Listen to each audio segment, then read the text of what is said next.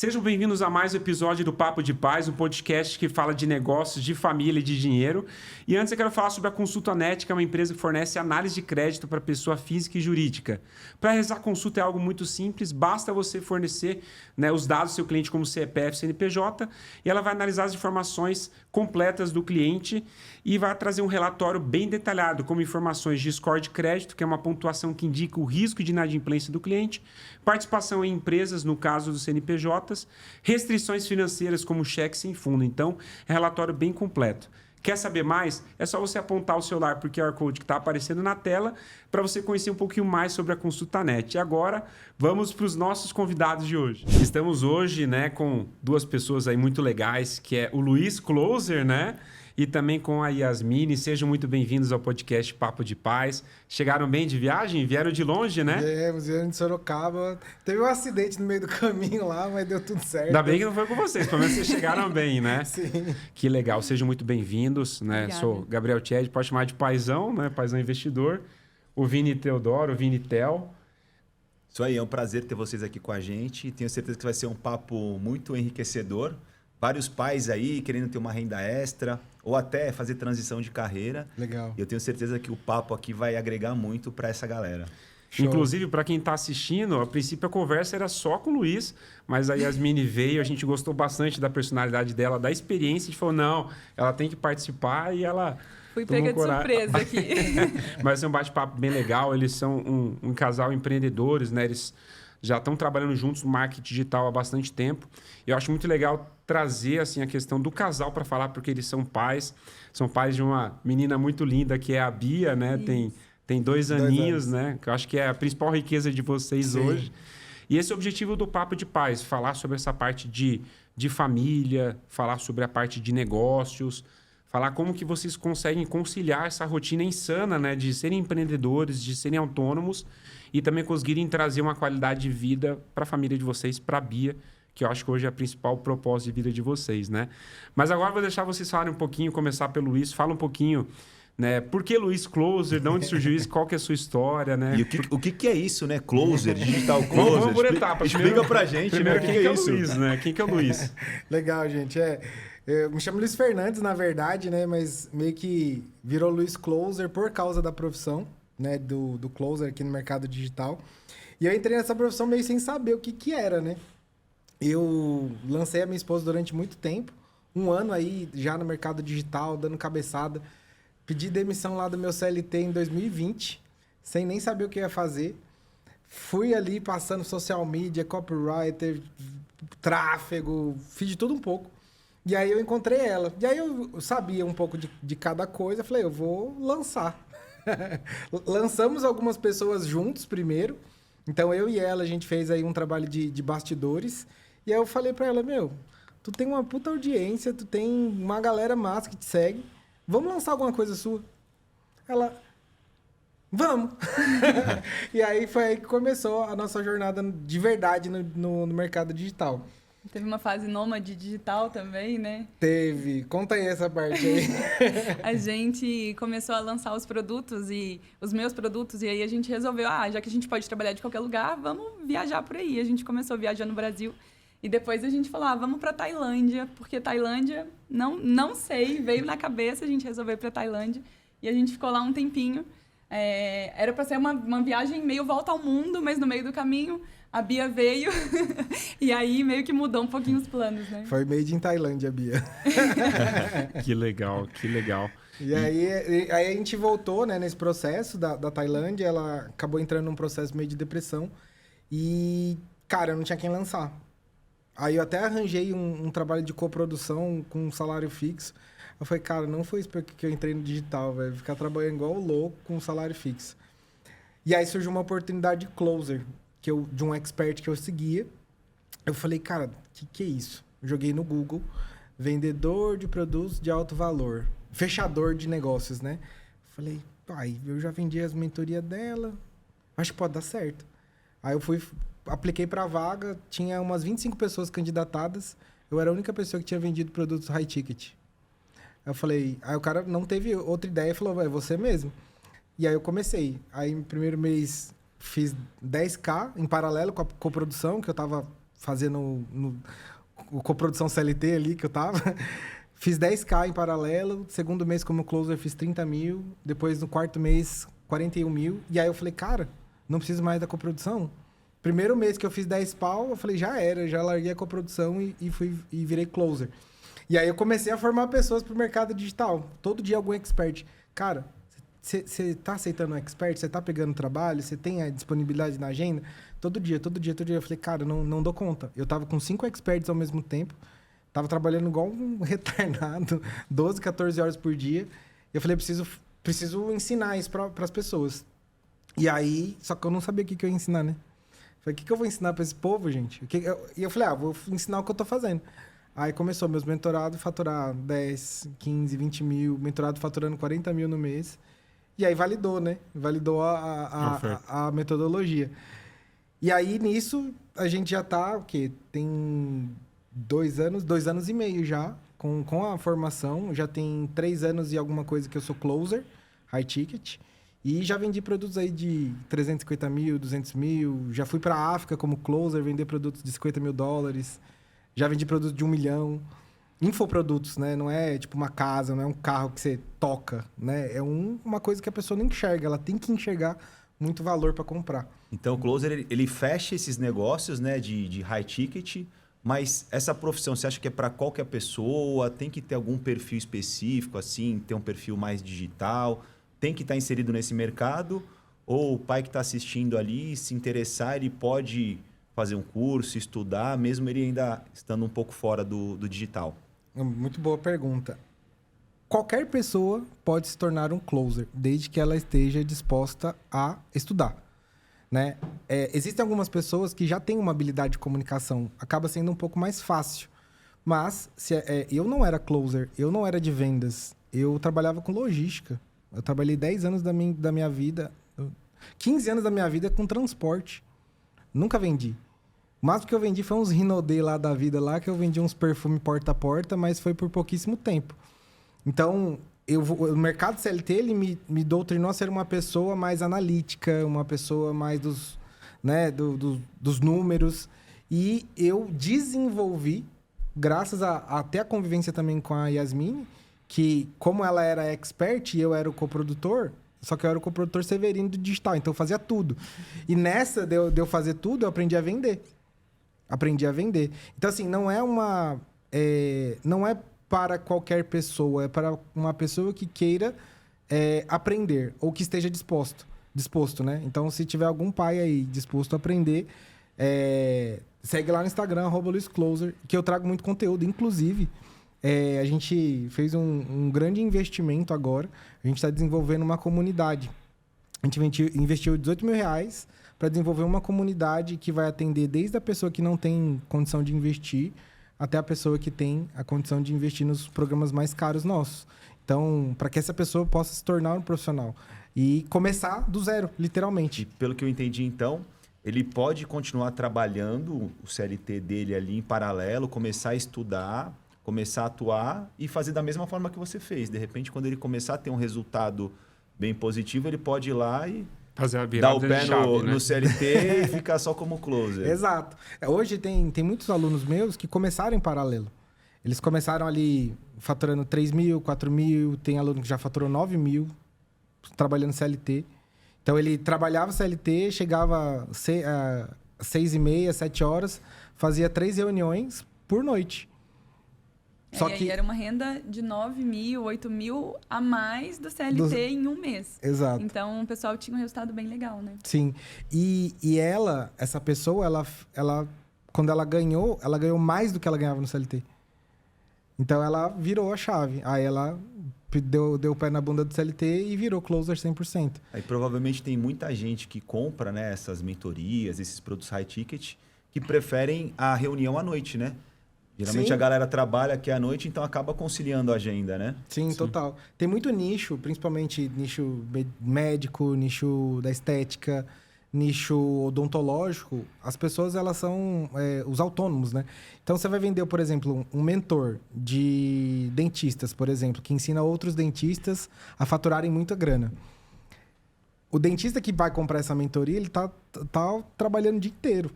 Então, ele vai ter uma disponibilidade de fazer uma reunião à noite. Então, é aí que esse closer que entra em paralelo consegue fazer uma grande renda extra. Então, aí. assim, a gente está falando até de pessoas que trabalham, pode ser um digital closer, né? Como uma renda extra. Mas aquela pessoa que está desempregada, que está desiludida, que não está conseguindo achar emprego, ele precisa investir alguma coisa assim, muito dinheiro para poder aprender, ou é algo acessível para poder, desde fazer parte da comunidade, para poder ser um digital closer? E é rápido assim o retorno, por exemplo, entre estudo e começar a vender, ganhar dinheiro? Legal. Cara, assim, rápido é muito relativo, né? Porque se uma pessoa que tem grande dificuldade de comunicação, ela não vai ter um resultado tão rápido. Mas se ela tiver paciência para estudar e aprender, ela vai ter resultado. Agora, uma pessoa que já é de vendas, uma pessoa que já deu uma rodada aí no mercado digital, essas pessoas elas acabam tendo um resultado um pouco mais rápido. Então, é questão de, por exemplo, um mês, né? Teve gente que em um mês já recuperou o investimento do programa, por exemplo. Hoje eu tenho um programa que é o meu programa mais completo, que é R$4.000. É 1 ano de acompanhamento. A pessoa recupera no primeiro mês. Porque o closer ele não trabalha só com comissão também. Na minha época que eu comecei era só comissão. Hoje o closer ele tem um fixo. Hoje o closer ele consegue ter mais de um expert com um fixo. Então tem mentorados que tiram R$5.000 só de fixo, trabalhando com 2, 3 experts. Pô, bacana, hein? E eu acho até que essa profissão de closer, além de tudo isso, como você tem que estudar ali o produto que você está vendendo, provavelmente você enriquece assim mentalmente, culturalmente, absurdo, né? Porque você tem que entender do que você está vendendo, Total. né? Você vai ter que estudar, você vai estar convivendo ali com pessoas que estão vendendo produto high ticket é porque são de níveis mais elevados, né? Total. Então vai agregar muito também para a carreira, para a Sim. parte pessoal, provavelmente, né? Muito bom ponto, cara. Uma das coisas que foi mais massa para mim como closer foi poder acessar os maiores bastidores do mercado digital. Porque por ser um profissional muito escasso, as pessoas te desejam. Então, tipo, você chegar lá para prospectar um perfil gigante, o cara te dá atenção porque você é closer. Eu já fui prospectado por cara que tinha 1 milhão de seguidores. Eu fui prospectado. Fala, cara, você tem disponibilidade de agenda e tal?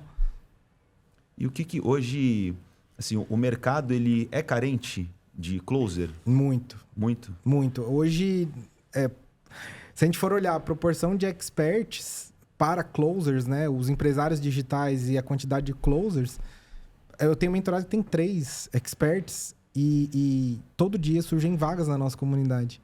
Então, por exemplo, a pessoa entra, ela pega a quantidade de experts que ela dá conta de atender e aí, tipo, ela continua sendo prospectada. Aí, nessa que ela é prospectada, ela joga lá para a comunidade. Ela fala, gente, eu não consigo mais atender, tem esse expert aqui que está precisando de closer. E aí, nessa, vai abastecendo os outros alunos. Né? Exato. E a demanda é alta também, até por ser uma profissão nova no digital, né? Dentro do marketing digital, o pessoal estudou muito marketing. Não tinha vendas no marketing digital. Até pouco tempo atrás, antes da pandemia, que foi quando deu o boom de cursos online, o pessoal vendia numa página, jogava o cliente para uma página, o cliente mesmo comprava e pronto. E aí depois acabou mudando muito o mercado, né? Sim, exatamente. E tipo, você não vai vender um produto de R$10.000 com uma página de vendas. Dificilmente. Até uns R$3.000, às vezes você consegue vender. Mas a tua taxa de conversão, as pessoas que você mostra isso e que vira venda, é muito menor do que você ter um closer atuando ali para garantir que aquela pessoa está tomando a melhor decisão para a vida dela. Que querendo ou não, você investir 3, 10, 15, 20 mil reais é um investimento alto. E você precisa ter uma garantia, você precisa ter uma segurança. Vendas nada mais é do que transferência de confiança. Então, você transfere a confiança para aquela pessoa, para que ela tome a decisão, invista energia em você, energia, e essa energia tenha um retorno para ela. E que ela tenha a certeza de que ela fez uma boa escolha. E eu acho legal porque tem aquelas pessoas também que elas têm dificuldade muitas vezes de vender um próprio produto, né? Elas têm muitas vezes vergonha. Eu acho que é legal do closer, ele está vendendo o produto já de uma autoridade. Um produto de um médico, uma mentoria de um influenciador grande. Então, a pessoa que já chega, ela já foi impactada pelo conteúdo daquele influenciador. e chega para reunião já basicamente o closer é para fechar, né? Para tirar as dúvidas, passar confiança. Então, para quem tem dificuldade, eu acho que pode ser uma profissão legal, né? Para quem não quero vender o produto próprio, então pode ser uma solução, né? Vou aproveitar, surfar a onda da autoridade desse influenciador para conseguir vender, né? Perfeito. Você falou exatamente tudo, assim. O closer, ele não tem que fazer postagem no Instagram. O closer, ele não tem que se posicionar nas redes sociais. O closer, ele não vai ter que ficar investindo em tráfego. O closer não precisa ter um próprio produto. Você não precisa ter autoridade. Você vai surfar uma onda na autoridade do expert que você fechar a parceria. Então, é perfeito o que você falou. Você não precisa ter nada disso. Você vai fazer uma parceria com alguém que tem. Inclusive, que vai trazer essa demanda para você fechar as vendas com esses clientes. E, óbvio, o expert, ele vai ganhar mais que o closer, tá? Fique em paz. Você vai surfar uma onda, você vai ganhar o teu dinheiro, o expert também vai ganhar o dinheiro dele. Afinal, o expert que construiu aquilo. Então, eu vejo, às vezes, tem vendedor que fica meio puto da vida que o expert tá ganhando muito, né? Mas esse é o jogo, entendeu? Se você não quiser ganhar mais, você vai e vira expert. Entendeu? O mercado digital ele mudou bastante, né? Eu comprei agora recentemente uma imersão, ticket também, high ticket, mais de 10 mil reais. Não conhecia essa profissão de closer, mas closer me ligou para a gente fechar. Legal. Eu fiz o cadastro lá pelo Instagram e tal, mas meio com o pé atrás. Deve ter passado pelo Luiz esse closer. Deu certo, fechou? Closer me ligou, me convenceu. Baita argumento assim e tal. Assim, muito, muito bacana. Fechei. Foi uma negociação boa lá, mas fechei. Foram 3 dias de imersão e na imersão ela veio falar comigo novamente para fechar a mentoria. Então, assim, acho que o closer ele faz esse trabalho também, né? Além de estar ali via telefone, marcando reunião, quando tem essas imersões, ou até palestras, essas coisas, ele chega também para fechar um ticket maior ainda, né? Sim. E vai se aproximando ali, tentando fechar com aquele cliente cada vez mais produtos, né? Sim, total. A Yasmin é expert em evento. Fala um pouco do que o poder que o closer tem dentro de um evento presencial. Tipo, pra ter uma noção, assim... Porque, assim, ela é a maga dos eventos. De verdade, assim. Tipo, ela faz milagre. Ela tem uma visão muito estratégica. O meu evento a gente que fez. A gente já fez evento de grandes players aí no digital, que a gente faturou 5 milhões em 2 eventos com ele. Então, ela tem uma mente, assim... E, óbvio, a gente usando o closer de forma estratégica, a gente consegue levar o evento, muitas vezes, ele não dá lucro, dependendo do ticket. Só que ela enxerga o evento como um funil. E nessa que o evento... As pessoas pagam para ir no evento. E se você pensar que o evento é um funil, você consegue faturar muito mais. Porque você pensa estrategicamente. Conta um pouco do... Fala pra gente essa transição de expert para estrategista, como é que foi e como é que é esse teu dia a dia aí. E mãe também. Tudo mudou. Eu vim do mundo físico, então eu tinha clínica de estética. Então era completamente fora do marketing digital. Só que acabou que com a minha clínica eu tive que desenvolver o marketing. Por quê? Empresários passam muito por isso. Você precisa ter um marketing bom na sua empresa e aí você contrata e geralmente você, às vezes, pode se frustrar de passar por agências ruins. Enfim, é difícil achar uma agência que você pode confiar. Então eu resolvi aprender a fazer muita coisa. E nisso, mesmo no mundo físico, eu aprendia muito do marketing. Quando veio a pandemia e eu não podia atender, eu fiquei trabalhando de casa. E aí eu falei, bom, vou dar uns cursos online, enfim. Então eu estudei mais ainda.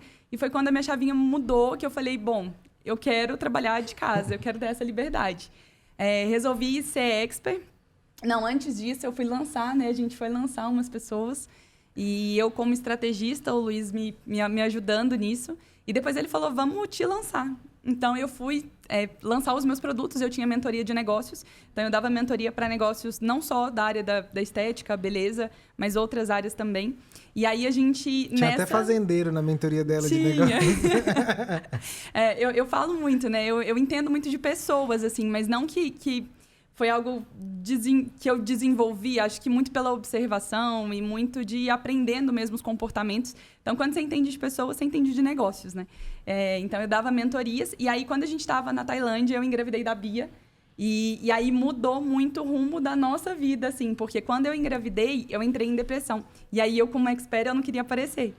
E aí foi onde que pra gente foi muito difícil, porque era nós dois em outro país, eu sem querer aparecer e ele me lançando. Então a renda parou. Então foi... E gastando lá... Falam que a Tailândia é barato, né? Mas na verdade você vai converter, você tá gastando muito mais na Tailândia do que aqui no Brasil.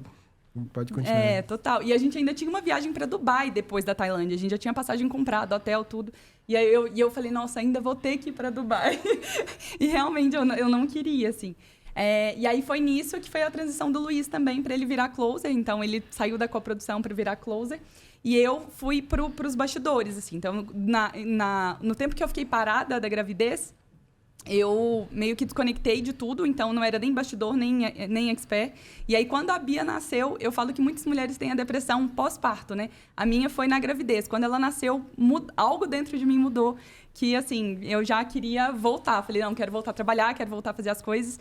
E aí, eu acabei me desenvolvendo nisso. E agora, eu fui para os bastidores do Luiz, né? Então, hoje eu não atuo como expert nos bastidores, mas é algo que eu pretendo voltar mais para frente. Então, eu estou nos bastidores do digital. Não só nos bastidores do Luiz, a gente acabou atuando no ano passado com um player grande, e aí a gente entrou nessa dos eventos presenciais também. Quero até aproveitar para fazer uma pergunta ali. Então, para vocês dois, então vocês acham que o nascimento da Bia foi reviravolta na vida de vocês, então? Total. Foi a partir dela que mudou completamente, né? Que a vida decolou. Mudou tudo. Foi aí que eu virei homem, de verdade. Porque, na verdade, até a minha filha nascer, eu era um adulto menino, né? Que acho que a gente é egoísta, né? Normalmente, antes de ter filho, né? A gente não tem a... A gente muitas vezes não é criado para isso, né? A gente não é criado para assumir uma família. A gente é criado para sobreviver. Então, você é criado como um gado dentro de um cerco, seus pais te dão alimentação, educação e tal, mas eles não te treinam para você ser um pai de família. Eles não te treinam para você estar à frente de uma família, para você assumir todas as responsabilidades, de você prover. E isso é muito difícil. E aí, para mim, foi um choque de realidade. Tô todo arrepiado falando aqui, ó. Não sei se a câmera vai pegar aqui, ó, mas dá para ver. Daqui dá para ver. Não sei se a câmera pega, mas... Essa transição do menino pro homem, para mim, foi doloroso. Porque eu falei, cara, se eu não fizer, não tem quem faça. Aí eu vi ela vendendo MacBook, iPhone, para comprar enxoval, para comprar berço, para comprar não sei o quê. Eu ganhando R$4.500 de coprodução que pagava o aluguel. Aí eu falei, cara, eu preciso fazer alguma coisa.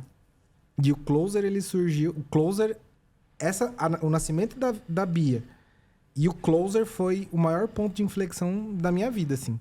Mais a Bia, porque aí eu comecei a olhar ao meu redor... O que eu posso ter de oportunidade, gente? O que eu posso fazer? O que eu preciso fazer para aumentar a renda para ser um pai de família de verdade? E isso eu acho que é importante porque vem muito pai lá no meu Instagram perguntar, falei, pô, tô passando por uma dificuldade financeira, tenho família, tô desempregado e não sei o que eu faço da vida, tô endividado. E eu sempre falo assim para a pessoa, acho que a pessoa vem para ouvir uma palavra de conforto, alguma coisa. E meu papel de mentor é meio que o papel de um psicólogo. Fala, olha, você precisa descobrir dentro de você a sua motivação, sua força para você manter sua família. E quando você é pai, você não pode ter seu ego inflado e falar, preciso arranjar um emprego perfeito. Tá precisando pagar as contas? Vai vender água no semáforo. Vai fazer Uber. Tem seu carro? Faz Uber. Se não vai fazer Uber, vende o seu carro. Vende seu MacBook, vende seu celular. Você tem uma grande responsabilidade. Eu vejo muitos pais de família que estão passando por dificuldade financeira e não tomam atitude, de fato, de conseguir sair daquela situação. Mas eu não vou vender água no semáforo porque eu sou engenheiro. Desculpa, dane-se você é engenheiro. Você tem um filho, uma filha para sustentar. Sim. Então, assim, isso mostra como vocês, de fato, viram a responsabilidade de ter uma filha chegando e tinha que sair da zona de conforto. Entendeu? Só que muitas pessoas não saem. Esse é o grande problema. Então, para você que é pai, você que é mãe, que está assistindo e está passando por dificuldade financeira, por um desemprego, uma dívida, só depende de você sair da situação. Não vai ser eu, Gabriel, mentor, que vai te dar qual que é o melhor investimento para você poder ganhar dinheiro e sair da situação. Não. A solução para os seus problemas está dentro de você mesmo, basta você querer. Só que não é só você querer, você tem a responsabilidade de você conseguir arranjar a solução, porque senão não adianta. Sim. É fácil ser pai. Quantos pais aí saem de casa, abandonam os filhos, entendeu? Porque, não tem essa responsabilidade, pelo amor de Deus, né? Acho que o nosso grande papel aqui no podcast é ajudar pai e mãe, tanto na área financeira, mas como na área pessoal. E eu até queria ouvir um pouquinho mais de vocês. Você comentou da depressão durante o parto, né? A gente ouve muito falar sobre depressão pós-parto.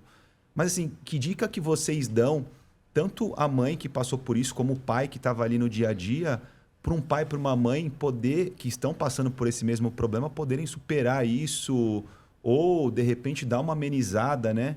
Que dica que vocês dariam, assim? O que vocês fizeram de diferente? Ou o que vocês fariam de diferente para poder superar essa depressão que você teve aí durante o parto?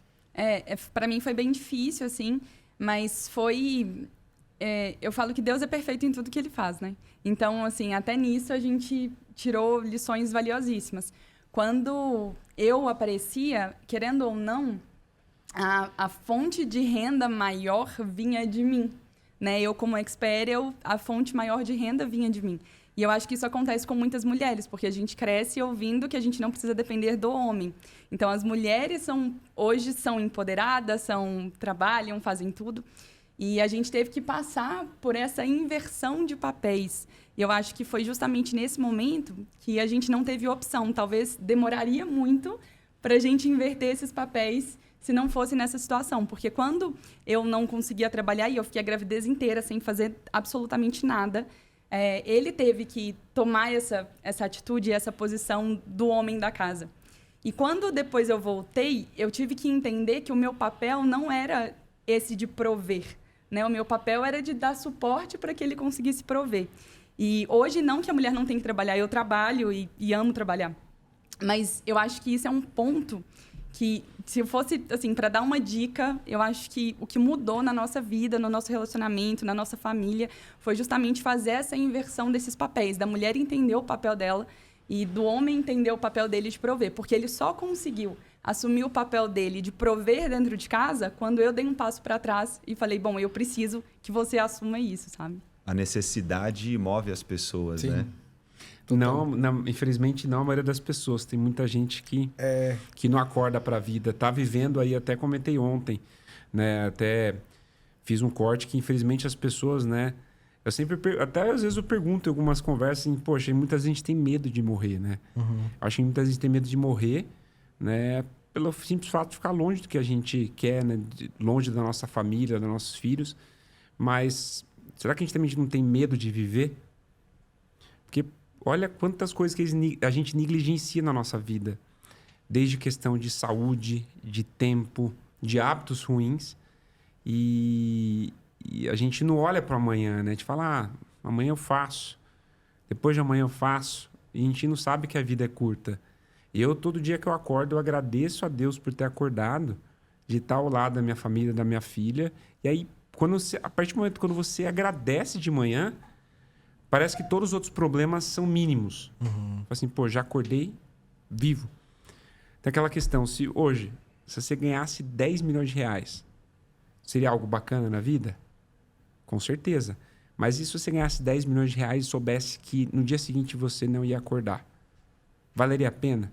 Então, muitas vezes a gente corre atrás tanto do dinheiro e esquece que a nossa principal riqueza é o nosso tempo. Uhum. E muitas vezes a gente negligencia de estar brincando com os nossos filhos, de estar com nossa esposa, com o marido, que seja, com os amigos, familiares, por questão, preciso trabalhar para ganhar dinheiro, para pagar as contas. Então, assim, acho que é importante buscar esse equilíbrio na vida, né? E até aproveitando isso, quero fazer uma pergunta. Como vocês equilibram esse tempo de serem empreendedores e de serem pais também? Como vocês conciliam isso de conseguir, poxa, preciso trabalhar até mais tarde, em compensação também eu estou ficando menos tempo com a nossa filha. Como que é esse equilíbrio que vocês fazem? Legal. Eu realmente eu fico mais com a parte do trabalho mesmo, tanto que a Bia, ela estuda meio período só. A gente tomou uma decisão em conjunto que a gente percebeu que o nosso maior bem, o nosso bem mais precioso, estava sendo criado por outras pessoas, que eram os professores, né? A Bia, ela já chegou a frequentar a escolinha que ia de manhã até final da tarde, tipo período integral mesmo. Nossa.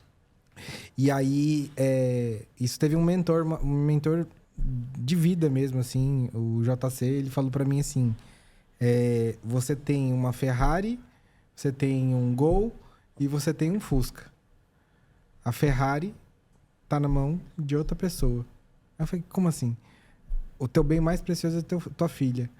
E a tua filha, quem tá criando é a babá. A tua filha, quem tá criando é a escola. E você tá com o trabalho, que é o teu Gol. E a Yasmine tá com o Fusca, que é cuidando da casa. Então, meio que a gente esqueceu que o nosso maior bem, o que a gente mais precisa cuidar, estava sendo feito por outras pessoas. E, óbvio, não julgo as mulheres, as mães, que têm que fazer isso. Às vezes é a única alternativa que elas têm. E tá tudo bem. Eu acho que Deus coloca o fardo que a gente dá conta de carregar. Mas hoje a gente tem uma oportunidade onde eu posso prover para minha família e ela pode passar a parte da tarde com a Beatriz.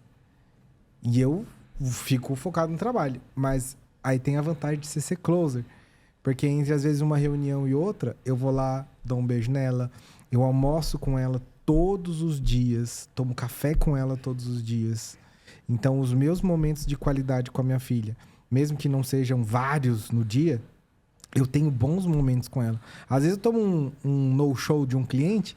O que é no-show, gente? Só para deixar vocês a par aqui. É quando o cliente marca a reunião com você e não vai. Você que é vendedor, você já deve ter passado por isso na sua vida. Horrível.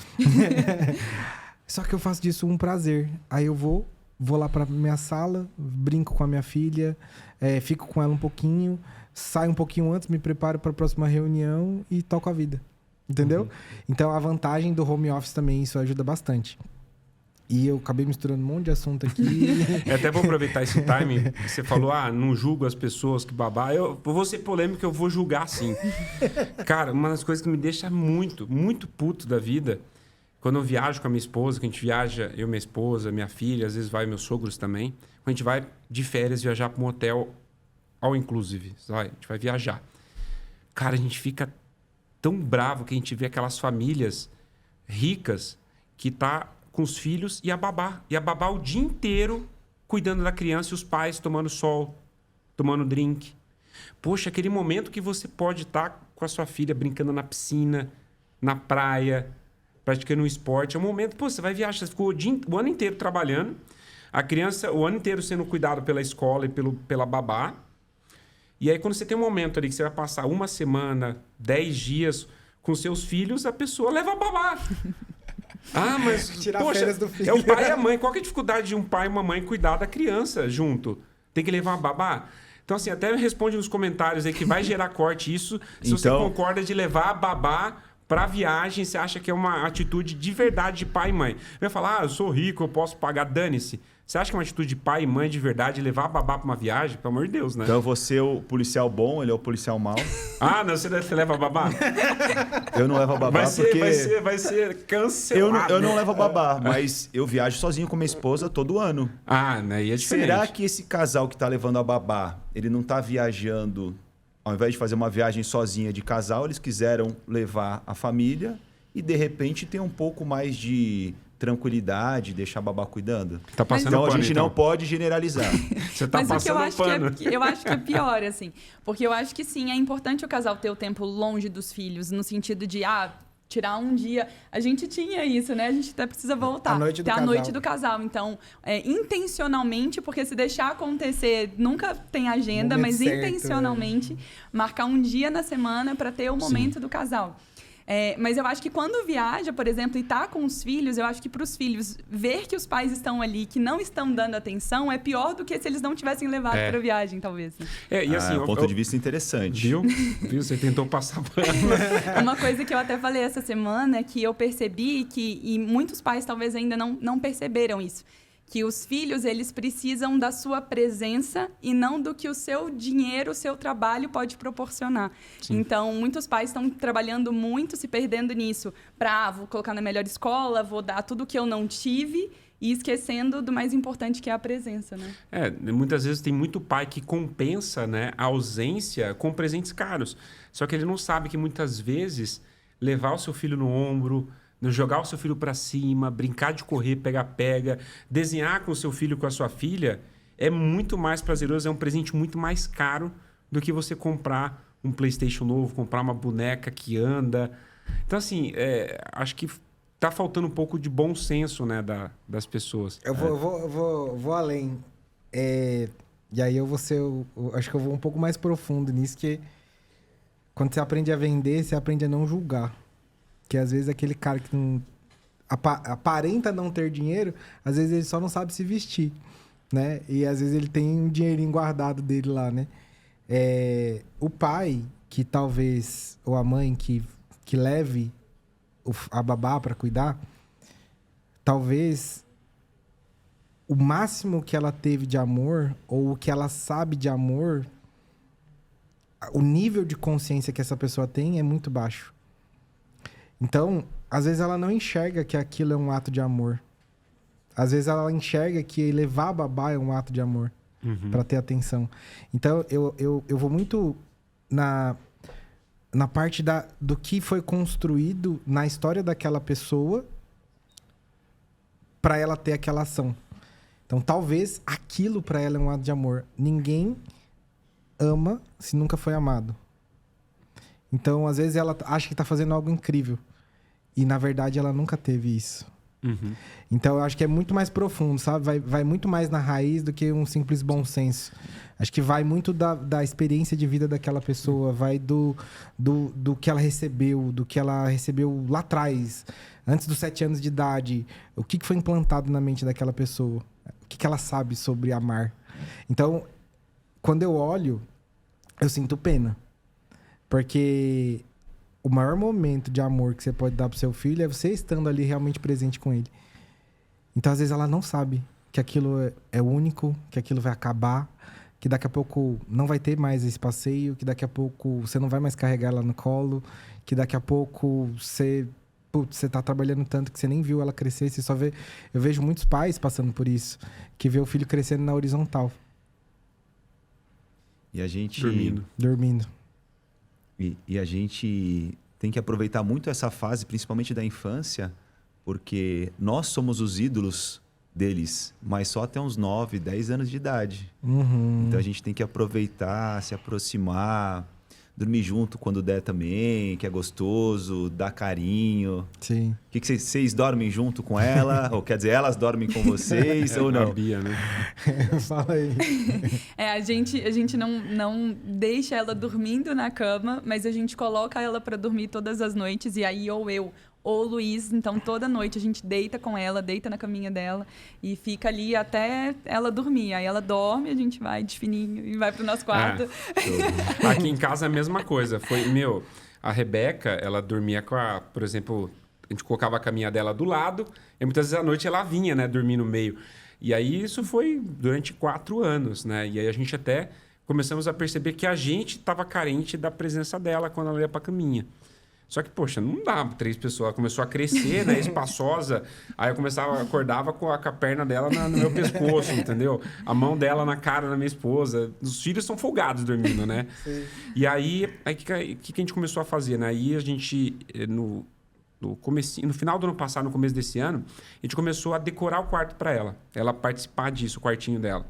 E a gente trocou o armário dela, ela ajudou a escolher. Legal. A cama, a cabeceira da cama, roupa de cama. Então, assim, e aí que a gente começou a fazer, vamos dormir junto no seu quarto? Aí revezava eu e minha esposa.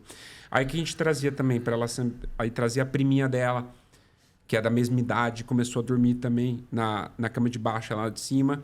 E ela começou a falar, meu quarto, começou a ver TV lá, brincar, desenhar. E aí virou o quarto dela.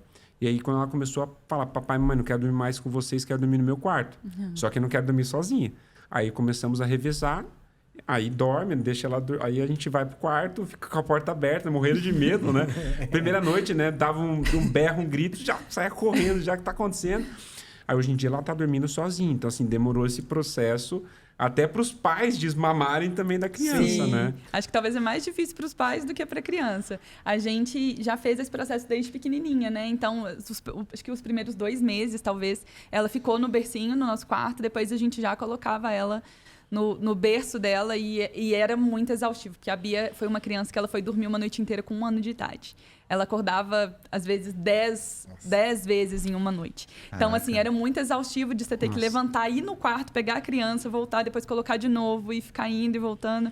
Então, assim, foi bem desafiador. Mas hoje, pra gente, é mais fácil, que a gente não teve esse período dela acostumar com o quarto dela, né? Ela sempre entendeu que ela tinha o quartinho dela e a gente tinha o nosso, mas a gente sempre ficou com ela ali à noite pra ter esse momento de conexão, né?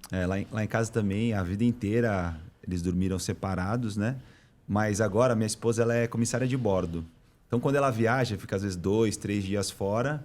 Aí o Theo vai lá, ele tá com 9. Pô, pai, posso dormir contigo? Aí ele vai lá e dorme comigo.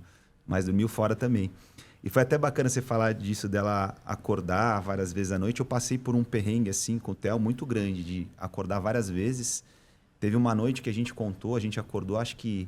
Não lembro se foram 26 vezes, 36 vezes, a gente contou. O que aconteceu? Ele era muito pequeno, na época ele tinha acho que 1 ano e meio.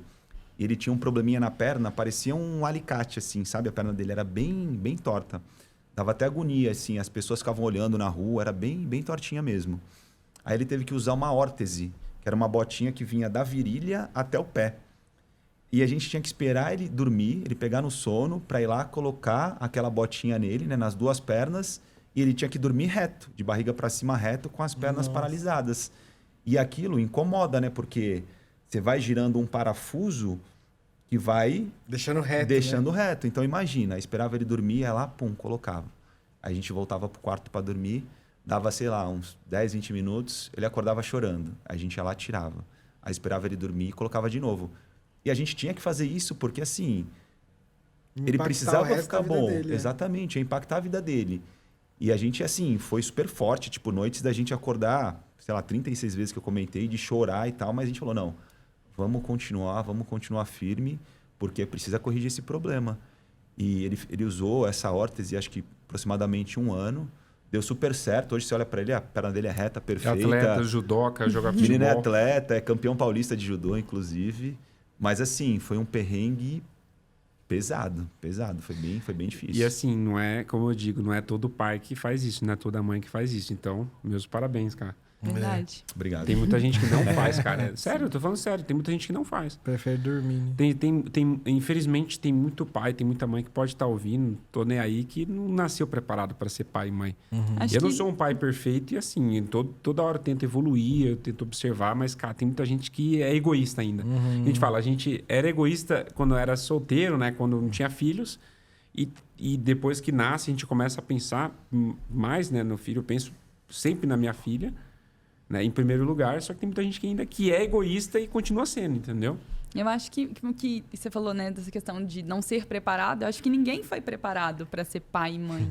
Né? A gente não foi preparado para isso, a gente não foi treinado para isso. De repente chegou a criança e você olhou e falou, e agora, o que eu faço? Né? Então, eu lembro quando a Bia nasceu e aí quando a gente ficou na maternidade, no dia de levar ela para casa, eu lembro que eu fiquei olhando e falei, meu Deus, o que eu vou fazer com essa criança em casa? Então, assim, a gente não foi preparado, mas eu acho que além do egoísmo, muita gente não tem esse nível de consciência de que precisa se preparar. Precisa, sim, se preparar para ser pai, precisa se preparar para ser mãe. E é uma preparação diária, são todos os dias estudando, aprendendo, entendendo. A gente passa, cada fase é um desafio diferente, né? Então, agora ela está nos 2 aninhos, na fase das birras. E assim, é desafiador, assim, e de estudar mesmo. Como eu posso fazer para ajudar ela nessa fase? Então, acho que muitos pais ainda não têm esse nível de consciência de que precisam se preparar. Todo mundo entende que eu preciso me preparar para ganhar dinheiro, eu preciso me preparar para o meu trabalho, eu preciso me preparar para investir, mas esquece do investimento mais importante, que é a criação dos filhos, né? Sim. E o mais engraçado, você até comentou, né? Ninguém ensina a gente a ser pai e mãe, só que na hora que nasce a criança, os avós querem ensinar tudo, né? Tem que colocar a fralda assim e falar assim, pô, você não me ensinou antes, quer me ensinar agora? Deixa eu tocar sozinho, deixa que eu crio. E não tem uma fórmula que funciona para todas as crianças, para todos os filhos, né? Sim. De repente, a forma que minha mãe me educou meu irmão, é diferente do que eu tenho que fazer com meu filho. Mesmo porque são tempos diferentes, né? Completamente diferente hoje em dia. Mas o vô e a avó sempre querem dar aquela interferida, né? E tentar implantar ali a metodologia deles. Isso é verdade. Mas você até comentou essa questão, né? Falou de investimento, aí entra o paizão investidor, né? Mas eu falo, por exemplo, infelizmente também tem muitos pais que também estão nesse turbilhão, né? De trabalhar, de ser pai e mãe e de não planejar o futuro dos filhos. E é muito importante ter esse planejamento, porque assim, não tem uma fórmula mágica sobre a vida, mas a gente sabe que a gente pode se preparar. Por quê? Vou até dar o exemplo de vocês. A Bia, ela está com 2 anos, ela vai estudar, vai evoluir depois do maternal, pré, fundamental, ensino médio, uma hora ela vai chegar na faculdade. Vocês podem planejar desde agora de planejar a faculdade dela. Por quê? Vai ser um custo de vocês no futuro. Ah, eu deixo para depois. O problema é que deixa para depois, chega na hora, não tem dinheiro para poder pagar uma boa faculdade. Você pode planejar. Vocês não vão planejar fazer uma viagem todo ano? Vocês podem planejar com antecedência.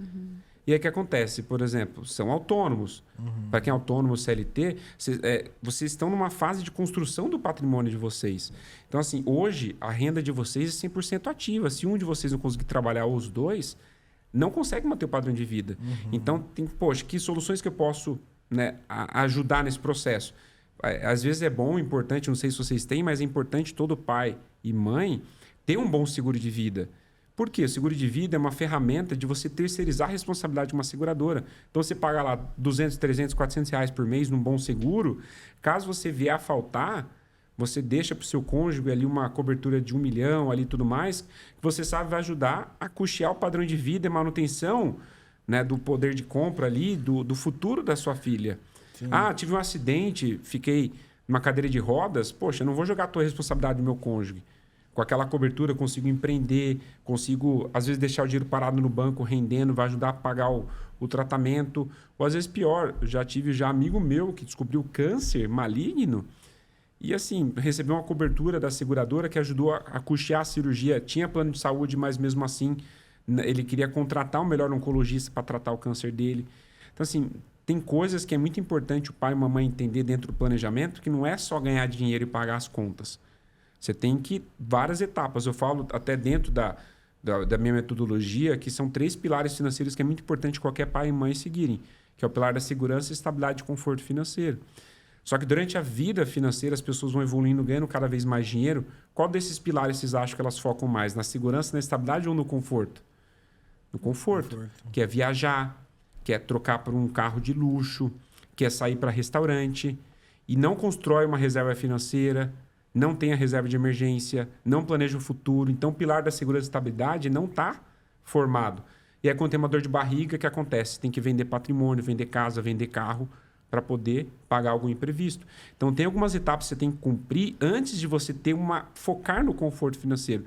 Tudo bem, você pode ir a um restaurante japonês, você pode fazer uma viagem, mas você não pode negligenciar outras etapas que muitas vezes pode trazer a ruína financeira. Então, eu falo, muitas pessoas, elas querem prosperar, enriquecer, então estão a 2, 3 passos da prosperidade, mas elas não enxergam que estão a 1 passo da ruína financeira.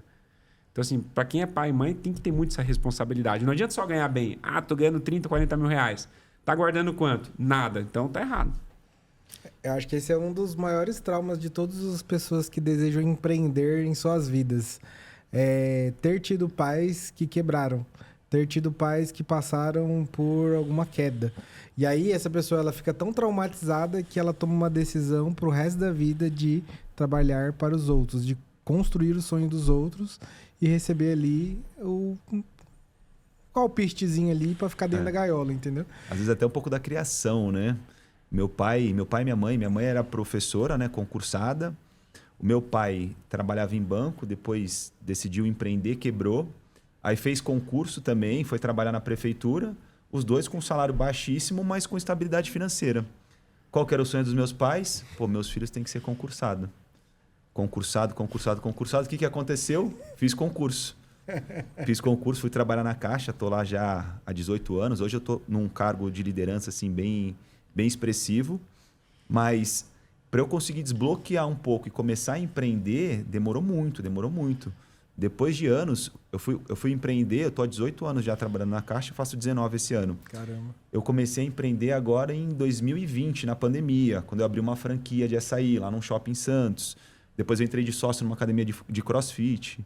Mas assim, olha o tempo que demorou para eu conseguir destravar isso, porque na minha cabeça sempre foi, tem que ter estabilidade, e assim foi por muitos anos. E às vezes até o trauma dos nossos próprios pais, né? Às vezes nosso pai, nossa mãe quebrou e ela falou, não, filho, você tem que estudar, fazer a faculdade e tal, bonitinho, ir lá e conseguir um emprego. Eu também, eu trabalhei, foram 18 anos de CLT e eu sei que não parece. Foram 18 anos de CLT, cara. Eu demorei, cara, 12 anos pra chegar num salário de 10 mil reais. Tipo, hoje você consegue fazer isso fazendo qualquer coisa na internet. Sim. E eu acho que é até legal, você comentou isso daí. Tem muita gente que vai estar assistindo esse podcast ou até esse corte que tem muita vontade de empreender no digital, só que precisa da segurança, da garantia de conseguir pagar as contas. Eu achei legal que você comentou da profissão do closer, porque no closer é uma profissão do marketing digital que você pode ter uma escala grande e você tem a compensação de você poder ter um fixo de um expert. Exato. Então, você pode ter um fixo ali de 1, 2, 3 experts atendendo, que nem você comentou que tem closer, que faz parte, né, da sua mentoria, Sim. que tem 5 mil de fixo, que já muitas vezes já ajuda a pagar as contas e a pessoa pode ter ali o variável de, poxa, eu ganho 5, mas eu consigo fazer mais 3, 4, 5, 10 mil de variável, mas pelo menos os 5 ele tem garantido. Lógico, se não vender nada, vai perder o fixo. Mas assim, se ele fizer o mínimo de implementar o método, de ser uma pessoa comunicativa, de ter a vontade, a garra de vender aquele produto para ajudar também a pessoa que está do outro lado, não tem como não dar certo. Total. Então assim, para quem está assistindo que quer empreender no digital e, por exemplo, quer ter um pouco mais de segurança, eu acho que o closer pode ser um caminho mais fácil, né? Não só mais fácil, porque a vantagem de você ser um closer é que a tua experiência que você passou serve como experiência no que você vai fazer. Então, por exemplo, vamos lá, tem aí talvez um pai que é nutricionista. Só que, cara, ele tá tirando ali seus 3, 4 mil reais por mês. Ele pode ser um closer no nicho para nutricionistas, vendendo mentorias de alto valor para nutricionistas. Famosos. Top. E ele vai ganhar comissão que vai pagar muito mais do que ele faz atendendo. Então, por exemplo, às vezes um advogado, tem vários advogados lá na minha mentoria também. Ele pega um influenciador advogado que tem muito resultado, que vende para outros advogados, e o fato dele já ter tido essa experiência, esse contato com o direito, vai facilitar com que ele tenha argumentos para fazer o cara comprar a mentoria. A mesma coisa com o personal, enfim. Muito legal. A experiência anterior de vida, por exemplo, eu trabalhei muitos anos com logística. Se eu fosse vir do zero para o closer, eu ia eu ia achar um expert na área de logística e ia vender as consultorias dele. E pro pai e pra mãe que querem entrar como closer, começar a trabalhar como closer, de repente trabalhar junto, né? Vocês trabalham juntos aí, né? Yasmin mais na parte da estratégia, você ali mais na linha de frente. Conta pra gente aí um pouquinho de como é que é essa rotina de vocês dois trabalhando junto.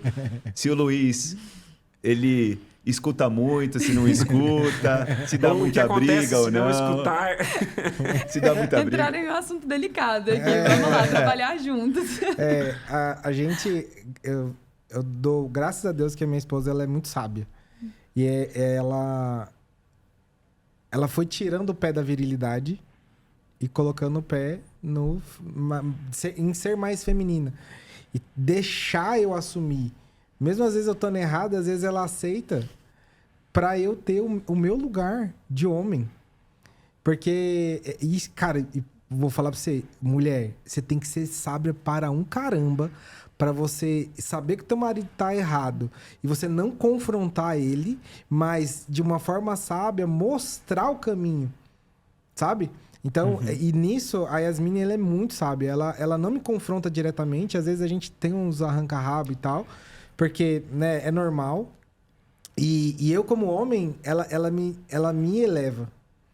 Então, ela tem essa sabedoria de, pô, não, mas e se a gente fizer assim?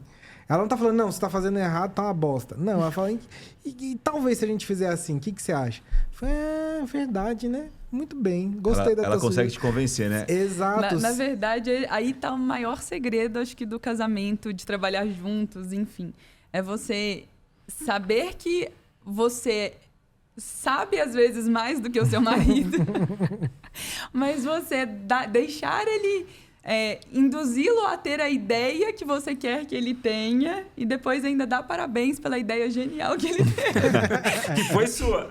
Mas que foi, né? Muitas vezes, assim, a gente vai induzindo. Mas isso é algo que a gente teve que desenvolver e principalmente por trabalhar junto, assim. De desenvolver a parte da comunicação. Eu acho que esse deve ser um dos maiores problemas dentro dos casamentos, de ter a comunicação mesmo. Às vezes um fala de uma forma, o outro entende completamente diferente e vai para um patamar de, às vezes, uma discussão que não precisaria, né? Então, a gente teve que desenvolver muito essa parte da comunicação, de entender, assim, de não julgar a comunicação, né? É tentar entender a intenção por trás e não o tom que ela tá falando, não... A gente faz muito isso, de quando ele fala de uma forma que eu não gosto, eu falo... Peraí, eu não gostei dessa forma que você falou. O que você queria dizer com isso? Então, assim, você tentar entender ao invés de fazer perguntas ao invés de julgar, né? Acho que isso é o mais importante. Sim. Mas trabalhar juntos é muito bom, porque a gente consegue conciliar muito bem o nosso tempo, as nossas agendas. Então, eu foco para trabalhar no período da manhã, que a Bia está na escolinha, e à tarde eu tiro totalmente para ficar com ela. E às vezes teve acho que foi essa semana que eu tive que fazer uma reunião à noite, e aí ele foi colocá-la para dormir. Então, a gente se ajuda muito nisso, a gente é bem parceiro nisso. Sim. E trabalhar junto acaba proporcionando essa flexibilidade ali. E, automaticamente, também, uma coisa que... ano passado, eu tive uma experiência que foi bem legal, assim, que a gente foi trabalhar com outro expert, né? Sim. Então, eu larguei o nosso negócio, eu saí do Digital Closer. Porque a gente tava brigando muito, né? A gente estava desenvolvendo a comunicação. A gente ainda tava aprendendo a se comunicar. Então, É desafiador trabalhar junto. E aí, essa experiência, eu deixei de ser estrategista do nosso negócio e fui ser estrategista de um outro player do digital. E aí foi o quê? Uns 3 meses, né? Uma experiência de uns 3 meses. E que foi a melhor coisa que aconteceu. Porque dentro dessa experiência, eu tive várias percepções.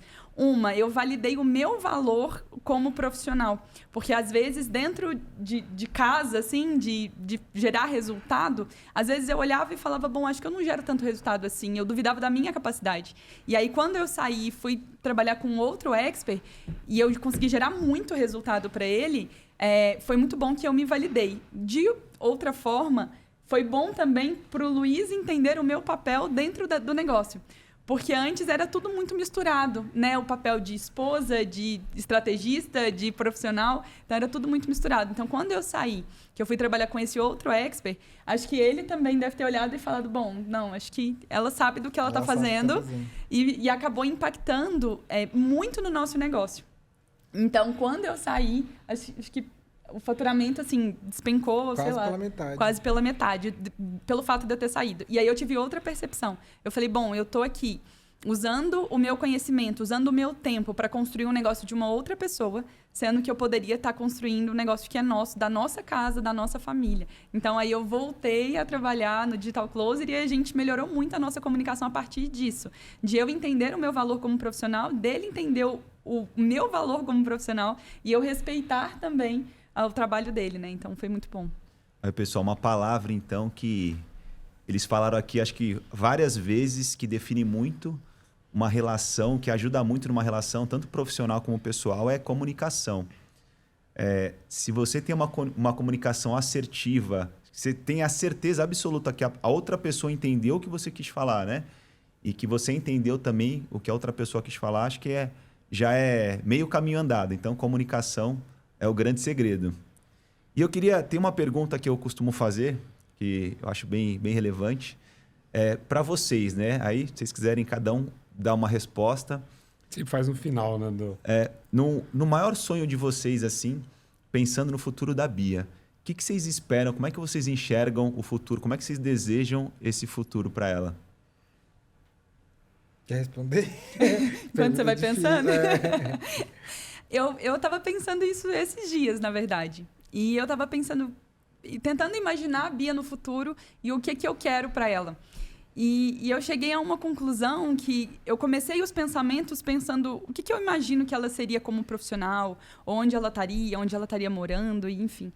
E aí pode parecer uma resposta meio, sabe? Mas, assim, eu cheguei à conclusão que eu quero que ela cresça uma adulta, assim, se sentindo muito amada, feliz, consciente de quem ela é, sabendo a real identidade dela.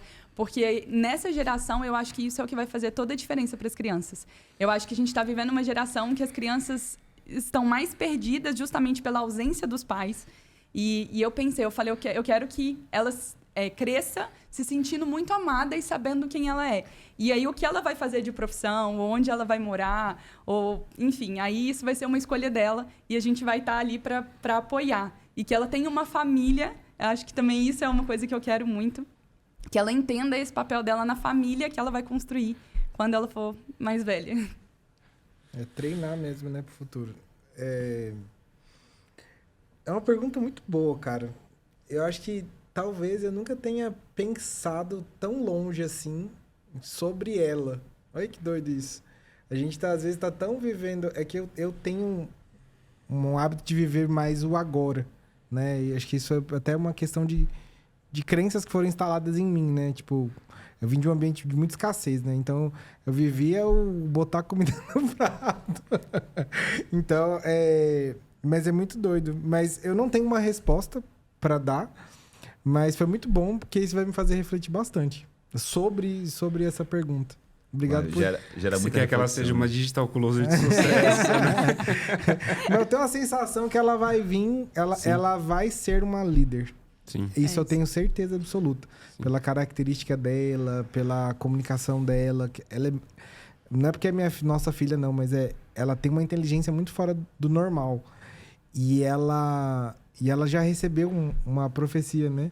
De que ela é uma criança que ela vai estar 4, 5 anos à frente da idade dela. Tipo... As experiências que ela vai ter na idade que ela tem vão ser experiências que ela teria daqui 4, 5 anos. Uhum. Assim, com Deus, com as pessoas, de autoconhecimento. Então, eu acredito que ela vai ser uma líder. Não sei do que, aonde, como, mas ela vai governar uma galera. É isso que a Yasmin comentou. Acho que hoje a gente vivia o mundo VUCA, hoje é o mundo Bunny, né? Que é um mundo muito ansioso. E acho que a gente... E cuidando ali dos filhos com carinho, educando, apoiando, é fundamental para eles conseguirem aí ser grandes adultos, ter felicidade, Sim. autoconhecimento, que acho que realmente para a gente que é pai, que é mãe, é o que mais importa, né? Independente de profissão, Total. Independente de orientação, acho que isso é o que importa e acho que é o nosso maior objetivo. Com certeza. Bom, eu vou ter que ser aquela pessoa que vai falar que o tempo tá acabando, né? Passamos por um bate-papo incrível. Sério? Bate-papo incrível, pô. Fiquei muito feliz, assim, e grato de saberem que vocês não são apenas profissionais de sucesso, mas também são pais de sucesso. Meus parabéns, tá? Foi um grande prazer em conhecê-los. E queria dar essa oportunidade para cada um de vocês, né?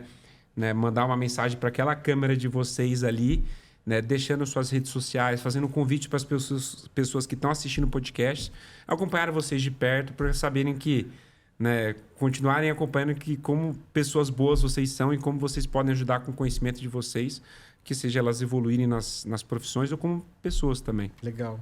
É o jabá agora.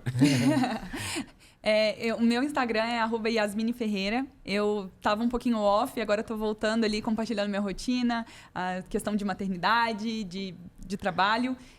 Então, quem quiser pode me seguir lá. E eu falo hoje bastante, assim, eu trabalho com isso como estrategista digital. Então, trazendo essa questão de como você pode escalar e crescer aí na internet. E hoje estou atuando nos bastidores do meu marido, @LuizCloser, segue lá. Legal. Bom, meu arroba é LuizCloser, Luiz com Z. E lá o meu foco no meu Instagram, gente, é profissionalizar as pessoas que querem migrar para o mercado digital, né? O mercado digital, ele tem muita distração. Então, o meu objetivo é formar pessoas que possam trazer prosperidade financeira para suas famílias. Então, para mim, família, e foi por isso que a gente veio e topou vir aqui, porque quando eu conheci o Paizão e eu comecei a seguir ele ali nas redes, eu vi que isso é um valor muito importante para ele, isso é um princípio para mim. E a minha meta é transformar a vida de 1000 famílias através da profissão do Digital Closer. Já chegamos aí a 300 e poucas famílias. através da minha metodologia. A gente já gerou mais de 2 milhões de comissões. A minha metodologia já gerou mais de 29 milhões de vendas de produtos de alto valor, de infoprodutos. Então, você pode fazer parte disso, você pode fazer parte desse movimento. Segue lá, começa a acompanhar, não precisa comprar nada agora. Chega lá, estuda, acompanha. Sempre faço eventos. Vou abrir uma oportunidade gratuita de um treinamento gratuito que eu vou disponibilizar. Um treinamento de 4 dias, gratuito, que vai estar dentro da minha comunidade, para que você possa dar os seus primeiros passos. Então, é isso. Ó, vou te fazer um convite aqui, então. Não é ao vivo, é gravado, mas se você falar não, a gente edita depois. A gente tem alguns projetos sociais lá na comunidade de Paraisópolis e acho que é uma profissão que encaixa legal, porque a galera lá é muito inteligente, muito rápida. Legal. De repente, a gente combinar um dia de você ir lá fazer uma palestra, trocar uma ideia com a galera. Super tô Então já dentro. fica aí o convite. Tô todo arrepiado, velho. Sabe por quê? Lembra que eu tinha falado do projeto social? Cara, bora fazer. Eu então. tenho esse Viu? desejo de ajudar as comunidades carentes a aprenderem a vender, a se inserirem numa profissão. E eu super tô dentro. Show de bola aí, pessoal do G10 de Paraisópolis, do Emprega Comunidades. Tô levando Contem o Luiz comigo. aí pra gente fazer um projeto aí com vocês, hein? Contem Já é o comigo. hashtag Papai Social. Papai Social. Pô, quero... E o Papai Fit também, a gente vai convidar Papai ele. Social, Papai É, Social, vai Papai entrar, Fit. vai Papai entrar. Fit, Gente, o Luiz falou que vai vai entrar. participar do projeto, né, por livre e espontânea vontade. Pressão, né? Pressão. Pô, quero agradecer demais a presença de vocês. Obrigado. Pô, adorei o papo. Espero que vocês continuem closer com a gente aqui. Depois vou apresentar minha esposa para vocês também, Legal. pra gente manter uma relação aí. Obrigado. E para vocês aí é @Vinitel, não esqueçam, pode seguir lá. Falo bastante de liderança, de paternidade. Então, precisando, é só chamar. E me sigam nas redes sociais, @Paizão Investidor. Falo de finanças para a família. Então, se você está passando uma situação que você quer, de fato, dominar a sua vida financeira, aprender a investir, planejar o futuro dos seus filhos e trazer prosperidade, é só seguir. E não se esqueça de seguir o nosso podcast, né? papodepaz.podcast, e com certeza eu gostar muito não somente desse episódio, mas também dos próximos episódios também. Tem convidados incríveis como vocês foram. Obrigado, pessoal. Obrigado, gente. E tem mais Obrigado, um ainda, equipe. hein? Obrigado, equipe. E tem mais um, hein? Agora, Paizão Investidor e Vinitel, palestrantes também. Então, palestra de liderança, palestra de educação financeira para pais. Pode chamar no direct também. Valeu. Fechado. Obrigado, Thiago. Show. Obrigado, Bruno. Obrigado, Lucas aí da equipe. Tamo junto. Valeu, gente. Obrigado, Valeu, Obrigada, pessoal. gente.